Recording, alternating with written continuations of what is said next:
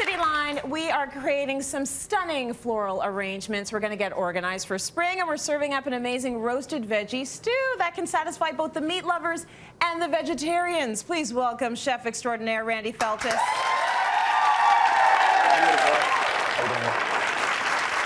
I like this idea.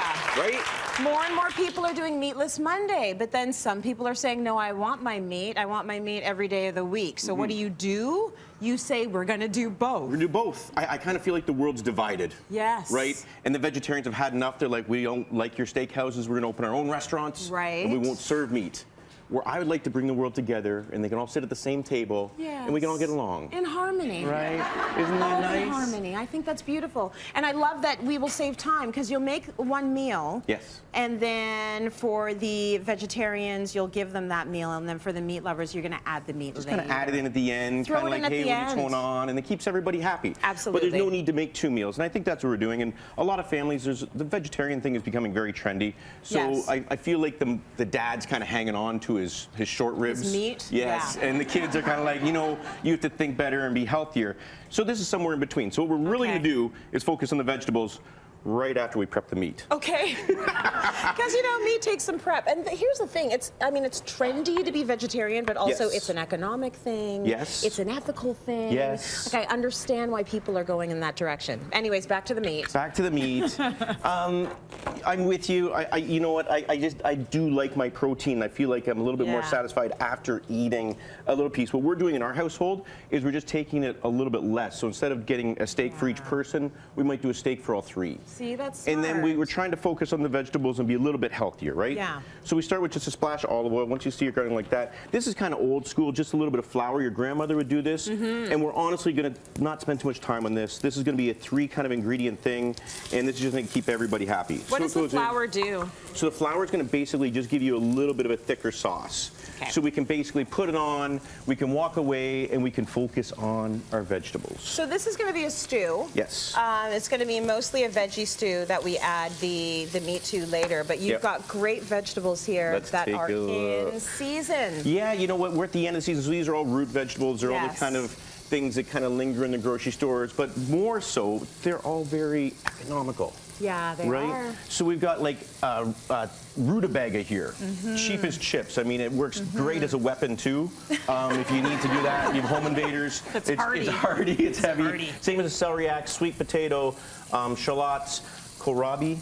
Oh, Are you familiar with kohlrabi? Yeah, well, only from the show. Okay, so I've never bought some ever. it's kind of a cross between like a cabbage, but I feel like it's a very firm kind of cucumber kind of thing. Okay. But you can use the leaves, you can use the whole thing. It's gorgeous. We've got some beets, carrots, parsnips, the whole 9 yards, right? So that's all going on. Nice. So what we're going to do is we're just going to cut those suckers up.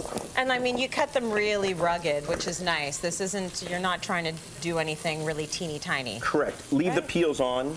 You take a look, the garlic I just threw right in, like skin on. I've got whole shallots here. Good. That's like, hey, what's going on? You get the secret surprise. We've got some golden beets, right?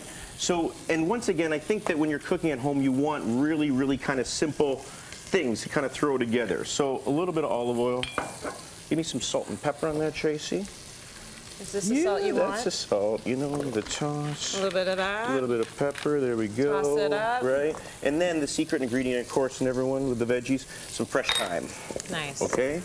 So what we're going to do is we're going to chuck those into the oven. We're going to roast these? We're going to roast those at like 375. Yeah. But like, as you can see, just take a look at the color there. Like, that is absolutely stunning, right? Gorgeous. And then we're simply just roast them up as we're braising our meat. And if you take a look down at the beef here now, this is the one simple step. So we're going to simply turn it. You get some deep caramelization on there. This is where the 2-step process comes in. You ready? A little bit of wine. No. Everybody's out there, right? So we hit it with the wine. Yeah. A little bit of wine, right?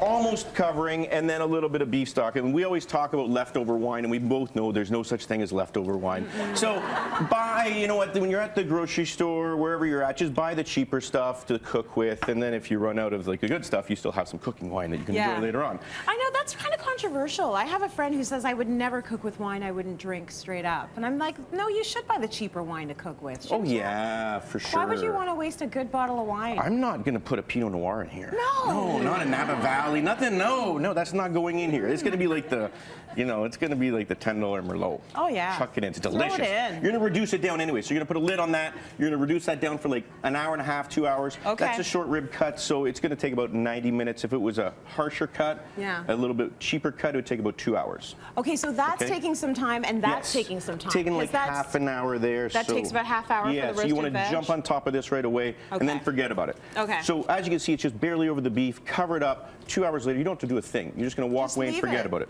Okay. Next, we're going to do a little bit of mashed potatoes. Oh, that's a good idea. You know what I mean? Okay. Everyone likes mashed potatoes. Doesn't matter where you come from, right? Right? So I like my mashed potatoes like my popcorn. Good. Yeah. I like it buttery, and I like it light. So if you can take a look, this is like super buttery. No lumps in there, no lumps Randy. in there. And then this is like the presentation. I think they like that, potatoes. right? I feel like I don't eat them enough. And like the secret is once you mash them, you know, I wouldn't say throw even portion of butter in there as potato, but you know, you could throw some butter in there, you know what I mean, right? So then we get this little like kind of like hollowed out thing. Your kids can have some fun with that, right? Yeah. And then you kind of get some, take a look at this beef, right? So as you can see, it came right down, and you have this gravy, and it's like, oh my stars. That and it's looks not amazing. a lot, just a little bit, right? So this is the meat version, obviously. This is the meat version. Yeah. So that's just going to kind of like go in You there gave like them like that. a cute little pool to hang little out in. pool to hang out in, That's right? so nice. Right. And then you're kind of like, you know, right there. We could stop right there for me. But, you know, I've been on the treadmill lately and trying to lose it away. You know, some things are happening. So then you take out your roasted veggies. Now check those out. Oh my God. And all the flavors are there. Because you left the peel on, a lot of the nutrients are in there and the vitamins are in there. So we're just going to kind of like transfer that over. And the fiber, all of the good stuff that you get from the skin. That up. Nice. And you just, you know, like there's some kohlrabi there, there's some roast garlic, some parsnips. It's like, what is that all about? So, then, a little bit of garnish. Okay. You ready? What is that garnish? Frizzled leeks. Ooh. Right? And then a little bit of sprouts. Now, if you serve this at the table in the kitchen, you didn't show anybody, the vegetarians would be all the way through and they wouldn't even realize the meat lovers have beef underneath. Right? Don't do that! No, to the vegetarians, don't do that. I'm saying they wouldn't even know the difference. And the meat lovers, they get to the bottom, they're like, oh, this is a nice This is surprise. amazing. Isn't I this love great? this. So there you go. That looks gorgeous. 11 vegetables Cityline.tv for that incredible recipe. I love that. And everyone's going to be happy. Yeah, for sure.